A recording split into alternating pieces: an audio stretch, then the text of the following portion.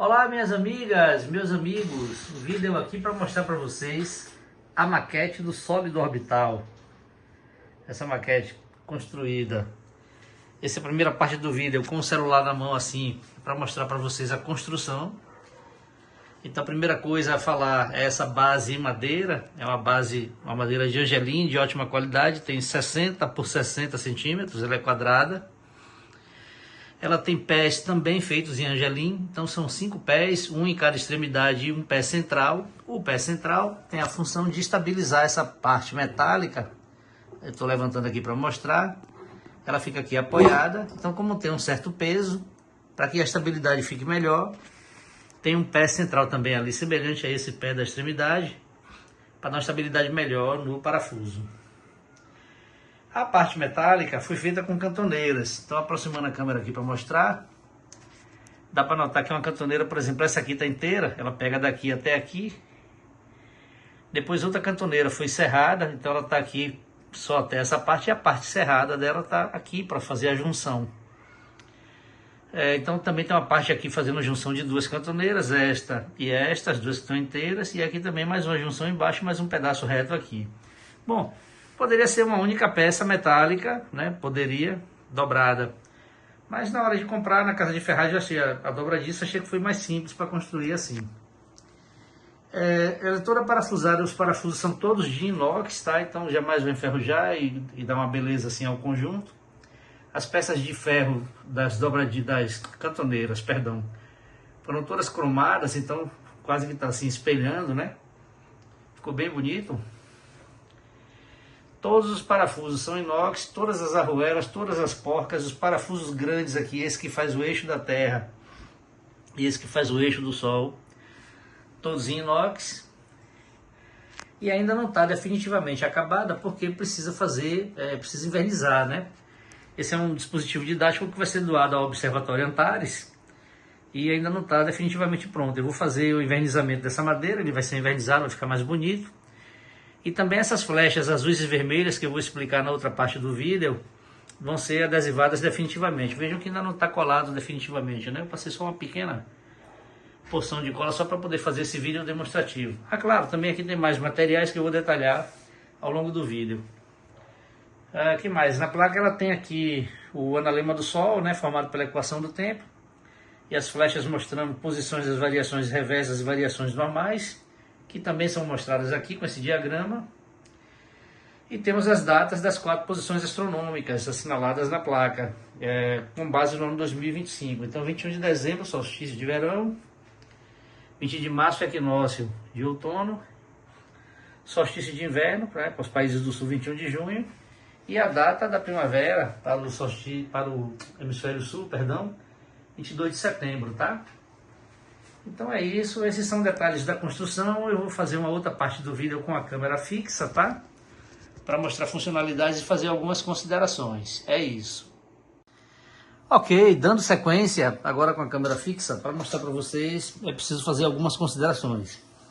A primeira consideração é a órbita. Quando a gente circular aqui a maquete, logicamente vai ser feita uma órbita circular, vai ser um círculo perfeito, porque ela está fixada num ponto da madeira, e esse artefato de metal vai girar, né, para fazer a revolução da Terra em torno do Sol. Então, lógico que dessa forma a órbita na maquete é circular, mas sabemos que a órbita da Terra não é um círculo, a órbita da Terra é uma elipse, né, primeira lei de Kepler. A segunda ressalva importante aqui é os tamanhos dos corpos e a distância entre eles. Então, o diâmetro do Sol, para quem não lembra o que é diâmetro, o diâmetro é essa medida aqui assim, ó, como se fosse, entre aspas, a largura do círculo, né? Essa medida é o diâmetro. Essa medida do diâmetro do Sol tem 1.392.000 quilômetros. E o diâmetro da Terra são um pouco mais de 12.000 quilômetros. Ou seja, o Sol é 110 vezes maior que a Terra. Outro detalhe que eu vou daqui a pouco mostrar, o que interessa aqui da modificação, é essa relação angular.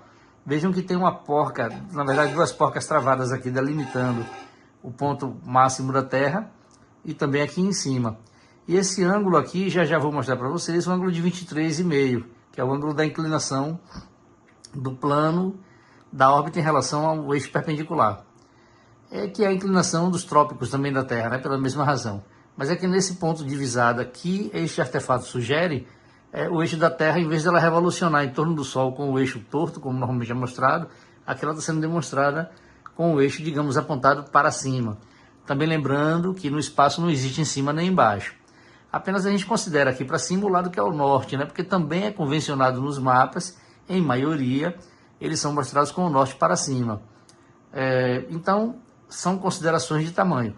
Essa distância que a Terra, digamos, está abaixo do Sol, entre aspas, e a distância que ela está acima do Sol, entre aspas, é uma distância total que daria o diâmetro do Sol cerca de 86 vezes. Então, ora, vamos imaginar que se o Sol tivesse que fazer um percurso daqui até aqui, 1/86 dessa medida daria uma esferinha muito pequena, para que ela coubesse aqui 86 vezes nesse espaço, né?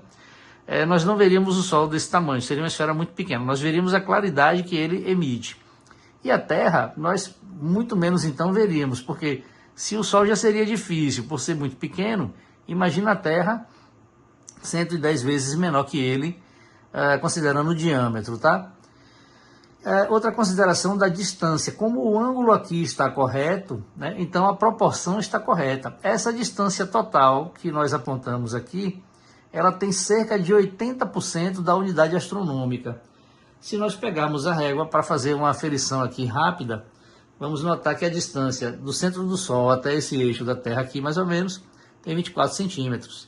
E aqui a distância do centro da Terra até o máximo onde ela consegue chegar aqui, o centro da Terra, dá cerca de 19 centímetros, que é cerca de 80%.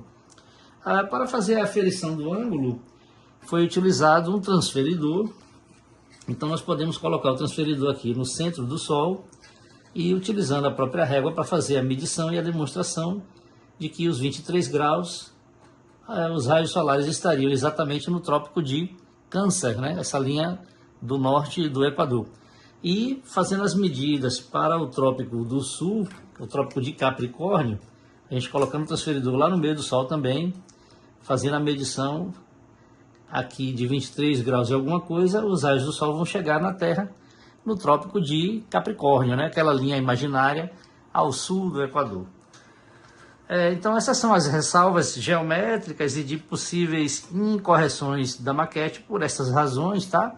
Mas como está nos interessando demonstrar aqui a relação angular, essa, digamos, discrepância de proporção de tamanho, tudo bem, não vai prejudicar a demonstração, ok? Vamos fazer agora uma revolução em torno do Sol aqui para mostrar mais ou menos as posições, como que ficam, né? Então, 21 de dezembro, na verdade, a posição da Terra está nesse ponto, porque os raios do Sol estão em zênite, exatamente no Trópico de Capricórnio, a linha imaginária ao sul do Equador. Assim, ela vai fazendo sua revolução, ela gira nesse sentido e a Terra gira nesse sentido, porque o Sol aparentemente nasce do leste e se põe no oeste, né? Então ela vai girando nesse sentido e vai caminhando aqui ao longo do eixo, até que ela vai chegar na posição de 23, que seria o equinócio. Eu vou virar só para mostrar na câmera, digamos, numa altura em que o Equador está alinhado com o Equador, entre aspas, do Sol, tá? A posição é esta. E aí para ficar melhor de ver na câmera.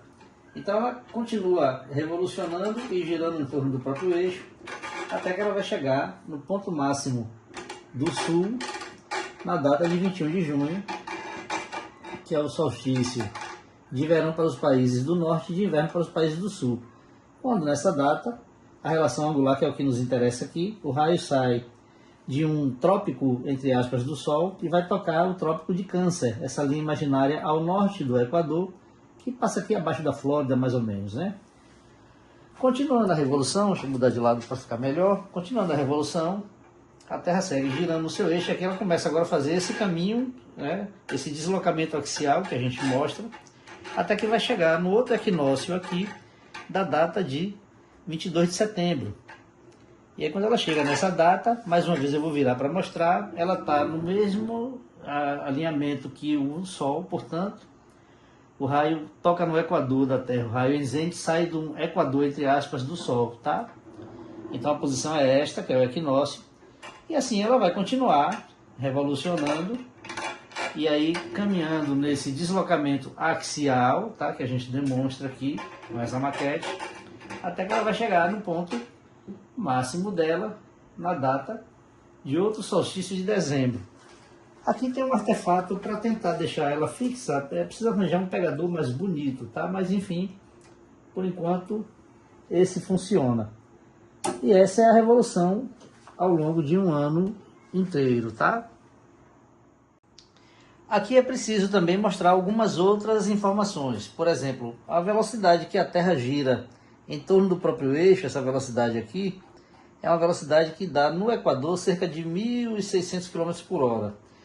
Essa velocidade de revolução, a velocidade na qual ela avança ao longo da sua órbita, é uma velocidade média de cerca de 107.000 km por hora. Ou seja, enquanto ela gira 1.000 e alguma coisa, 1.600 e alguma coisa, ela avança 100.000. Quer dizer, na realidade, enquanto ela gira um tanto assim, ela avança 100 vezes isso, né, no sentido da órbita. Essas razões entre giro e avanço na órbita também são responsáveis pela criação do analema. E essa velocidade no deslocamento axial a gente consegue medir. É uma velocidade de 27.600 e alguns quilômetros. Eu posso estar equivocado com o número exato, mas enfim, as agendas vão mostrar. E aí a gente fez uma composição da divisão da velocidade orbital, que é 107.000, pela velocidade axial. A constante da Terra dá 3,90. E essa constante ela tem proporções e harmoniza com todos os planetas do Sistema Solar, inclusive Mercúrio, né? Mercúrio, as correções relativísticas é que explicam a totalidade do movimento dele, especialmente o avanço do periélio dele. Mas nessa harmonia, inclusive Mercúrio também está harmonizado. Como é um dispositivo didático, a gente também sempre apresenta um dispositivo em custo baixo. Então, para, por exemplo, uma escola que queira representar, explicar isso aos alunos e não tem acesso a fazer uma construção com madeira, metal, etc., como está aqui feito, pode usar simplesmente 2 palitos de churrasco de festa, né? E 2 bolas de isopor, que tem baixíssimo custo. Aqui, da mesma forma, a gente colocou o transferidor e a medição de 23 graus e meio. Dá essa linha aqui que desenha os trópicos, né, dessa bola, como se fosse da Terra. E aqui, representando o que seria o Sol, de novo, o tamanho não interfere na demonstração, porque interessa a relação angular. E aí a gente pode perceber que nas datas de equinócio, quando ocorre esse posicionamento, os raios estão próximos entre um e outro corpo. Quando ocorre a posição de solstício ou de outro solstício, há um distanciamento maior entre os corpos, tá? Na próxima parte do vídeo eu vou mostrar a ocorrência do analema e as variações reversas e variações normais, e explica inclusive, e é explicado inclusive por esse, digamos, retardo ou adiantamento dos raios solares, tá? Então por isso a maquete construída nesse formato, para mostrar essa revolução da Terra, que fica aqui logicamente uma órbita oblíqua, né? E a variação de posição dela no sentido axial. A gente chama isso de velocidade axial. Pode ser chamada de velocidade vertical, enfim, é um deslocamento no eixo. É um movimento que tem que entrar na composição. Inclusive podemos fazer as composições vetoriais, né? A velocidade, como eu disse, em torno do eixo, a velocidade orbital e a velocidade axial.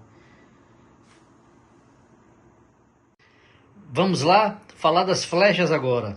Bom, primeiro vamos reconhecer aqui a forma do analema, que é esse gráfico em formato parecido com o 8, que a gente consegue tirando fotos da posição do Sol ao longo de um ano, sempre em uma mesma hora de um relógio, tá? Então aqui ele está com o calendário de novembro desse lado e fevereiro desse lado, tá como se fosse visto no mapa, ou seja, como se a gente estivesse de costas para o Sol e olhando os pontos subsolares, de zênites solares ao longo de um ano em cima do mapa, tá? Aqui é o ponto máximo sul do solstício de dezembro, aquela data quando a Terra está ali naquela posição. E essa é a data do solstício de 21 de junho, quando a Terra está nessa posição aqui, exatamente invertida a essa, né? Quando chega aqui. E aí o solstício estaria nesse ponto de cima do analema. O Sol, o ano inteiro, ele faz o trajeto, o trânsito aparente, né? O movimento aparente de leste a oeste. Sempre é neste sentido assim, tá? Então, ao longo dos 365 dias, ele faz essa volta. Está ali o calendário, né? Então, por exemplo, janeiro, fevereiro, março, abril, maio, junho, julho, agosto, setembro, outubro. Então, o dia todo, o ano inteiro, meio-dia de Brasília, ele vai dar essa volta dessa forma. Ora, se ele é sempre leste a oeste, aqui a gente está como ele, como eu já expliquei, fixado no mapa. Ele caminha até aqui meio-dia. Claro que ele está mais lento do que no outro dia, que seja 3 de novembro, deu meio-dia, mesma hora do relógio, ele caminhou mais, está até aqui, né? Então, as datas desse lado são datas de sol rápido, tanto que tem aqui na figura, né? Sol rápido. E as datas desse lado são datas de sol lento, que a figura também mostra aí sol lento. Bom, o planeta varia de velocidade duas vezes, do afélio e do periélio, né? O afélio é essa data, próxima da data de 5/7, e o periélio da data de 5 de janeiro, que na órbita está mostrado aqui por essas flechas. Aqui o periélio, 5 de janeiro, vejam que é a data de dezembro, né? Então passaram 14 dias, 5 de janeiro chega aqui. E aqui a data do afélio, 21 de junho, passado 14 dias também, 5/7, ele chegaria aqui, tá? Na data de periélio, o planeta trafega próximo do Sol. Lembra que é uma elipse, a órbita não é um círculo perfeito. Então esse é o periélio, a data mais próxima do Sol, e o afélio é mais afastada. Lembrando que aqui na maquete a órbita é um círculo perfeito, tá? Mas enfim, é o ponto próximo e o ponto distante da órbita do Sol. Ponto da Terra, distância em relação ao Sol. Ponto mais próximo do Sol, ponto mais longe do Sol. Melhor dizendo. Essas datas são aqui, 5 de janeiro e 5/7, mostrado por essas duas flechas, tá? Essas 4 flechas aqui, elas mostram os pontos de inflexão. Então, se o movimento aparente é sempre assim, logicamente aqui ele está rápido, vai ficar lento, lento, lento, lento, lento, esse é o mais lento de todos. Aí vai ficar rápido de novo até aqui para mudar, né? Um ponto de inflexão, mudar de velocidade, para depois ficar lento de novo na curva até aqui, de novo um ponto rápido, para depois lento de novo até aqui, um ponto mais rápido.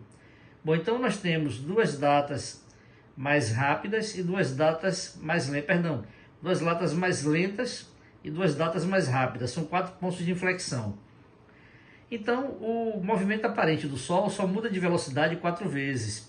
E o planeta muda de velocidade 2 vezes. Ora, quando o planeta trafega aqui passando pelo periélio, que ele está o ponto mais rápido da órbita, a Terra vai desacelerar até o afélio, que é o ponto mais longe da órbita. Passado desse ponto mais longe, que é o ponto mais lento, o planeta vai acelerar até o periélio, tá? Então, recapitulando, o planeta tem 2 variações de velocidade ao ano, ele desacelera e acelera, e o analema tem 4 variações de velocidade ao ano, 2 datas rápidas e 2 datas lentas, sendo, meu Deus, falei ao contrário de novo, desculpa, sendo 2 datas lentas e 2 datas rápidas, né? Sendo 3 de novembro a mais rápida do ano, e sendo 12 de fevereiro a mais lenta do ano. Então essa é a mais rápida do ano, essa é a mais lenta do ano. Para ver isso de ponto de vista observacional, funciona melhor nas latitudes que estão próximas à ocorrência dessas curvas aqui, né? Por exemplo, Salvador tem a latitude 12,9, ele fica logo aqui acima desse ponto máximo do analema, tanto de fevereiro quanto de novembro. Isso ocorre que se nós chegarmos aqui no Farol da Barra, que é um ponto tradicionalmente se observa o pôr do sol na cidade, na data de 3 de novembro, o sol está bastante adiantado, então 18 horas já está tudo escuro, tá? E nessa mesma hora, de 18 horas aqui em 2 de fevereiro, o sol ainda está muito claro, ele só vai escurecer mesmo tipo 19 horas, por volta das 19 horas, tá? É quando ele escurece aqui em fevereiro com o sol atrasado. Então, como a nossa cidade, Salvador, está na latitude próxima onde é feita essa curva do analema, a gente observa bem essa diferença. Claro que aqui que o Sol vai adiantar a gente já não observa tão bem, porque ele vai passar mais ou menos do Equador, que é uma data próxima dessa aqui, né? E aqui ele está em latitudes bem distantes da nossa cidade.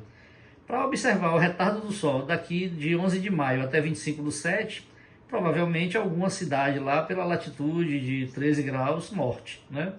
Então, do ponto de vista observacional, a gente percebe isso. Então, recapitulando, o planeta tem 2 variações de velocidade, ponto rápido, ponto lento, periélio, afélio. Então, quando chega aqui, ele vai desacelerar até aqui, e quando chega aqui, vai acelerar até aqui. E o dia solar tem 4 variações. 2 datas lentas, que são essas 2 datas mais atrasadas do Sol, e 2 datas rápidas, tá? Sendo essa mais rápida e essa mais lenta de todas do ano inteiro. Continuando sobre as flechas, então como a gente viu, o analema varia 4 vezes ao ano. Nessa data de 3 de novembro até 12 de fevereiro ocorre um retardo do Sol, vamos dizer assim, né? É que o Sol, o movimento aparente do Sol é um período, né? Não é uma velocidade. Quem tem velocidade é o planeta sim é um móvel, a gente pode falar em velocidade, aceleração e desaceleração. Aqui estamos falando de dias solares, então é períodos mais curtos, períodos mais longos, tá? Mas com a licença dos físicos e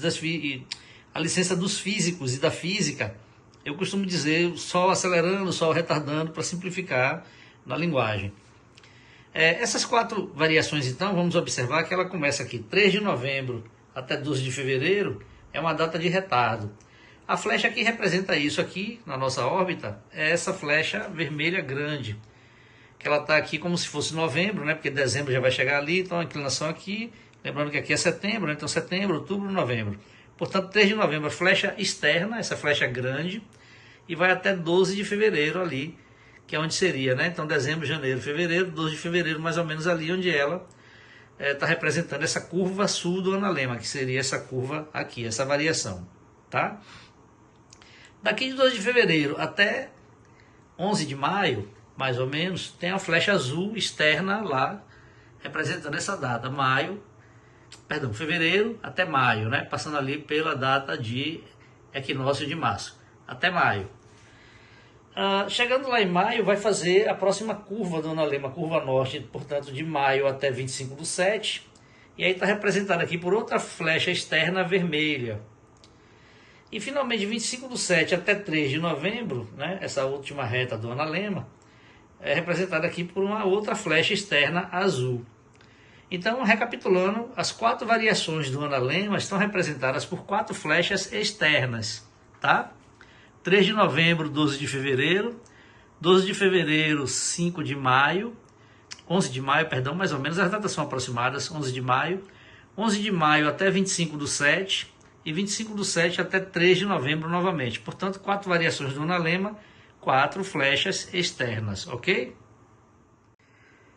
Mas como todos perceberam, e principalmente para quem leu o meu texto da variação reversa, né, basta dar um Google aí, colocar The Reverse Variation, Ataíde, vai encontrar com certeza, percebeu que tem um outro conjunto de flechas interno, esse conjunto de flechas aqui, que aqui agora vamos tratar das variações reversas e variações normais, essas das flechas internas, que portanto são 6. Bom, então temos o Sol bastante adiantado na data de 3 de novembro, né, a mais adiantada de todas.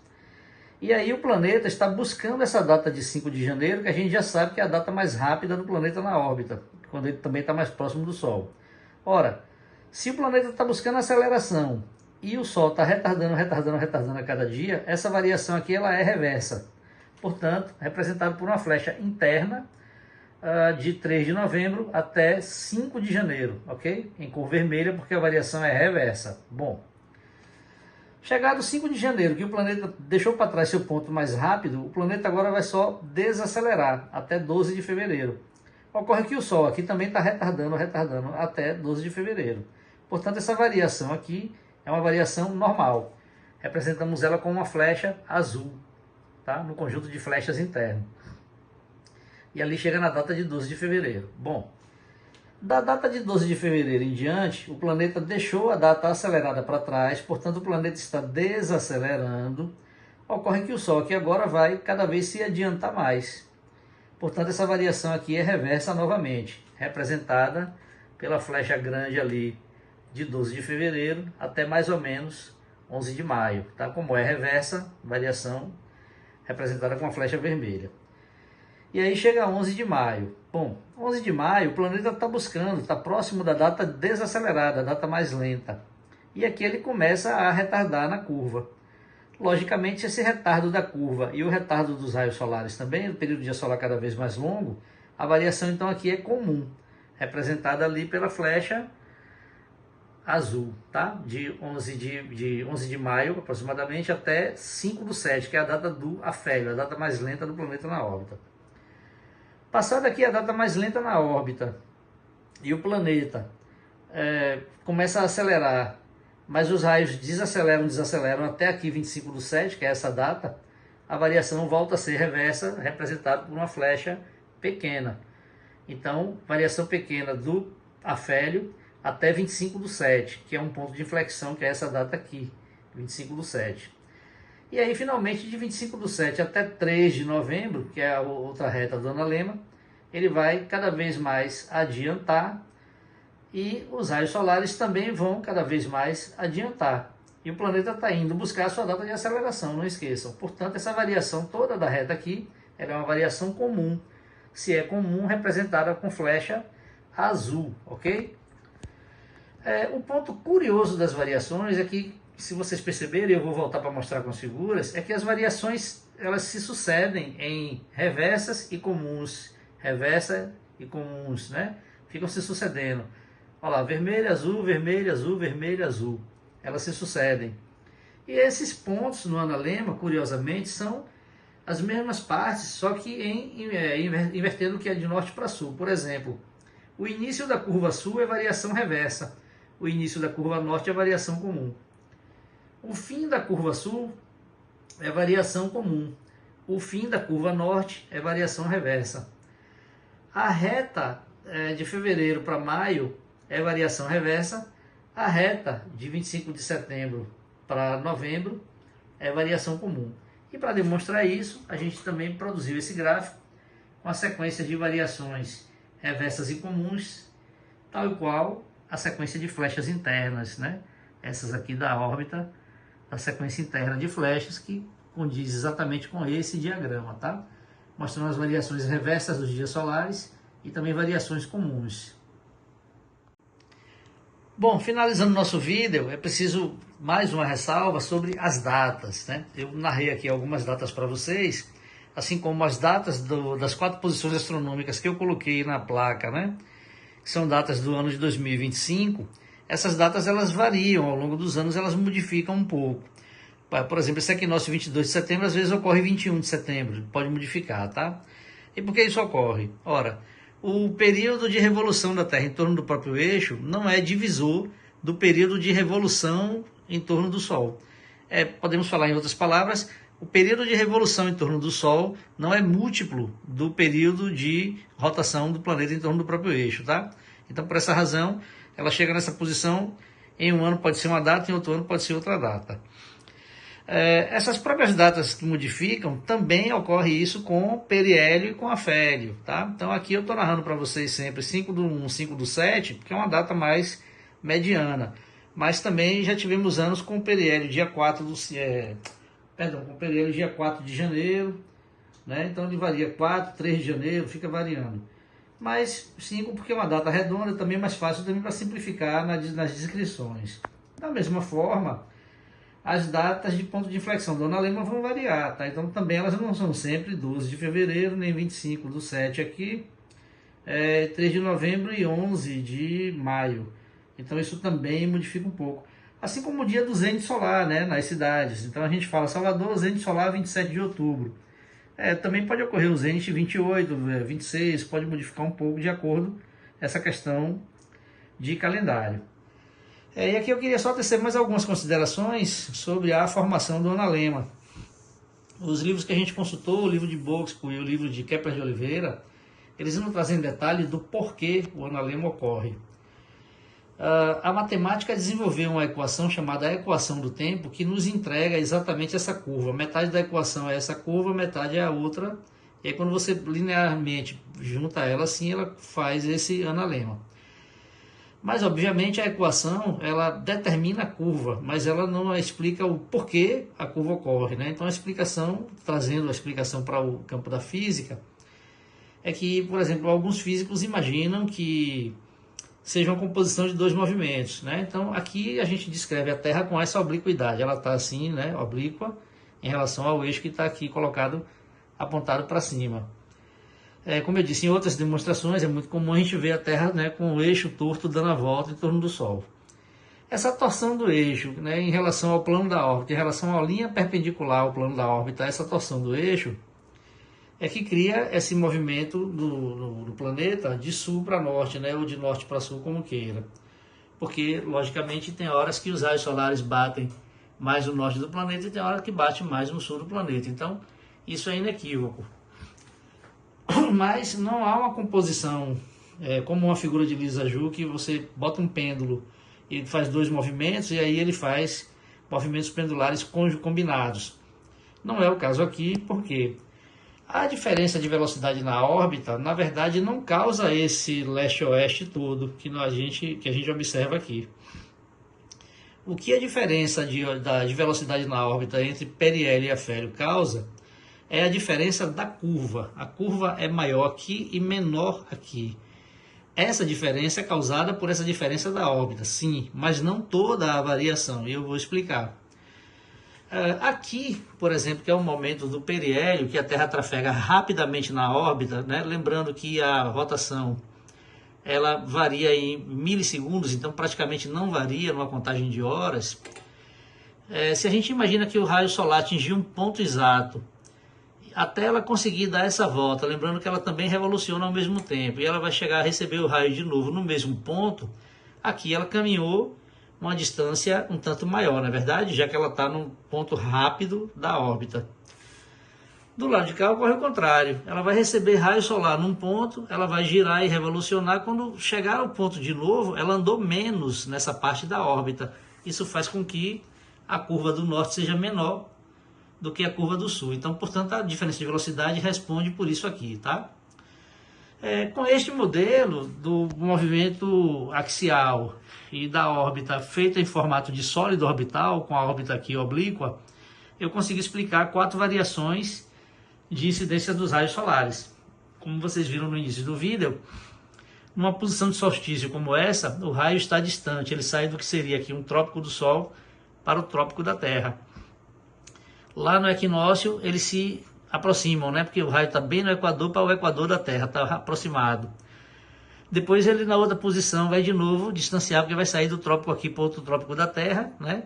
E depois no outro equinócio aqui de novo vai aproximar. Ora, com essa revolução na forma do sólido, nós conseguimos perceber 4 variações de, vamos botar assim entre aspas, velocidade do raio solar. Ora, por quê? Aqui ele está distante, ali ele aproxima, ali está distante e aqui aproxima. Vamos contar. Está distante, né? Aproximou, distanciou. Aproximou, distanciou. Então essas 4 variações do raio solar nesse modelo que é possível mostrar é que com certeza responde pelas 4 variações do analema. Outros detalhes do desenho, além da variação de velocidade e o jogo de velocidade de revolução no eixo e revolução orbital, também a questão do plano feito aqui na linha de periélio-afélio, né? O próprio plano da obliquidade, quando ela passa lateralmente pelo Sol, ela cria o movimento, né, de fazer a curva também, então também responde pelo componente do desenho, ok? Então tá aí a explicação das razões físicas para a ocorrência do analema. Eu fico à disposição de todos, podem escrever, mandar e-mails, entrar em contato aqui, comentar no vídeo, enfim, à disposição sempre. Deus abençoe todos que estão assistindo. E é isso, me despeço por aqui, um grande abraço.